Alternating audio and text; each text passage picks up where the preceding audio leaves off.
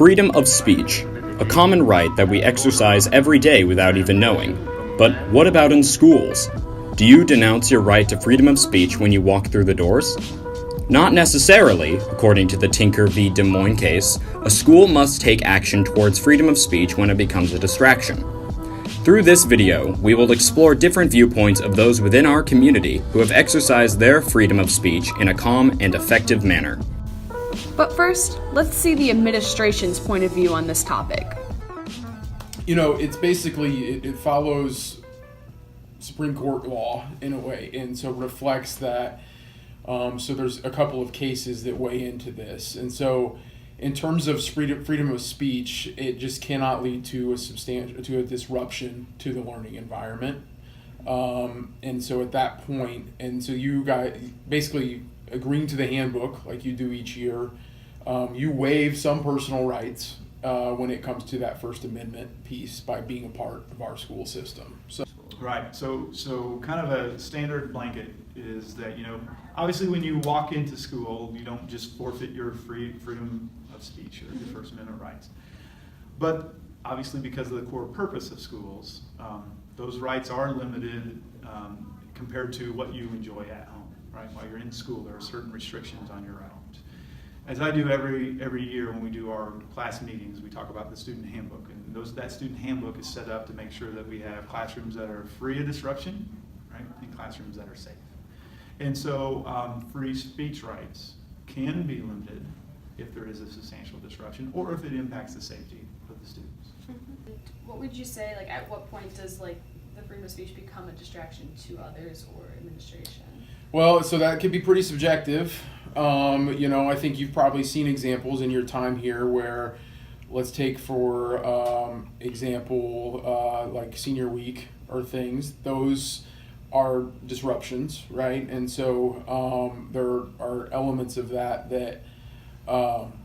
where we can have some discretion of what that looks like. But anything that interferes with the learning environment, right? So the learning that happens within a classroom, we would consider a substantial disruption. So anything that interferes with the academic instruction, the curriculum being delivered, those types of things.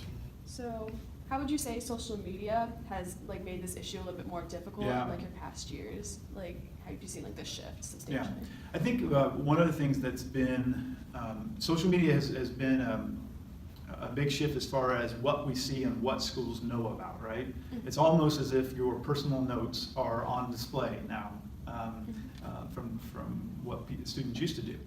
In addition to that, there's been this kind of bullying legislation that's come through the state legislature that we have to respond to social media posts and investigate social media posts that might be targeting individuals here at the school.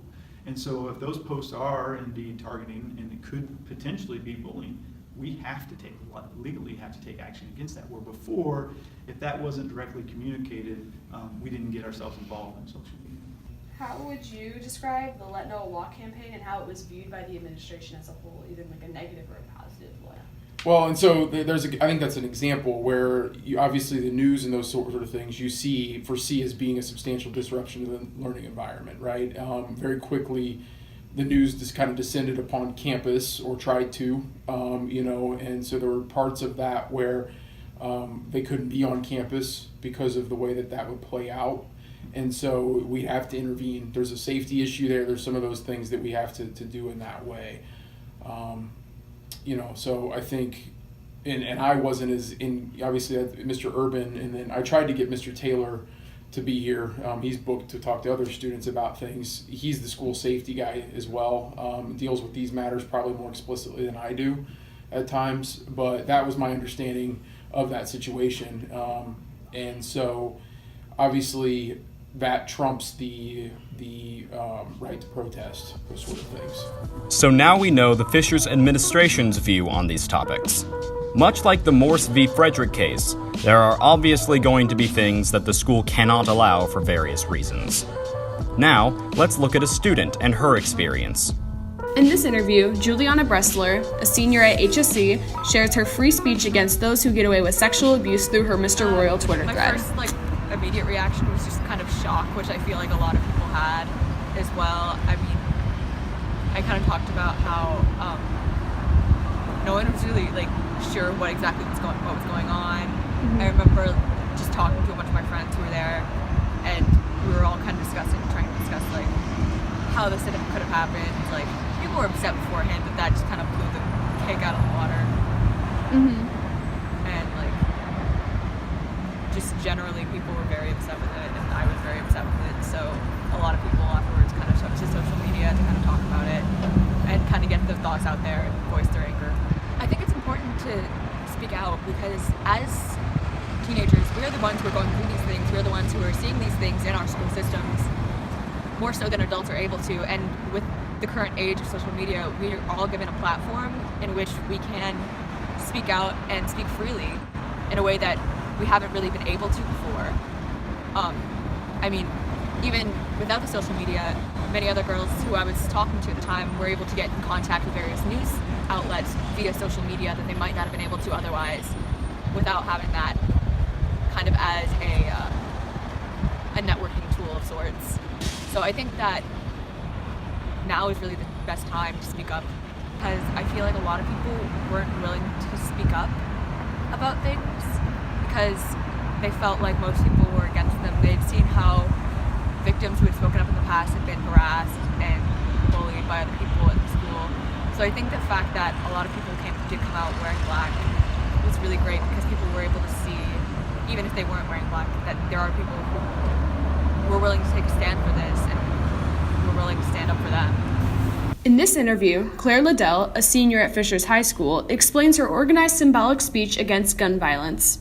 What is your legal protest about? My legal protest that I'm planning is about gun control and gun violence in high schools and basically anywhere across the United States. Gun violence has been on the rise the last however many years. It's gotten to a point that I don't think we can let it continue anymore. I think we need to do stuff about it, take preventative measures. 17 children were just shot in Florida, so I think now is a great time for people to say enough is enough and stand up and say we need to have control of the guns being sold in this country.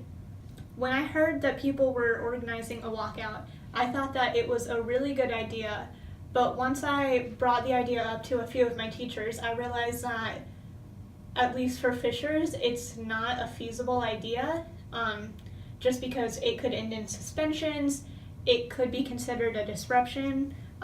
So we're actually planning other types of protests that won't get us in trouble and that will be approved by administrators while also being as effective or more effective than just a walkout, because it's not really just a school issue. We are planning to wear ribbons on March 14th and April 20th.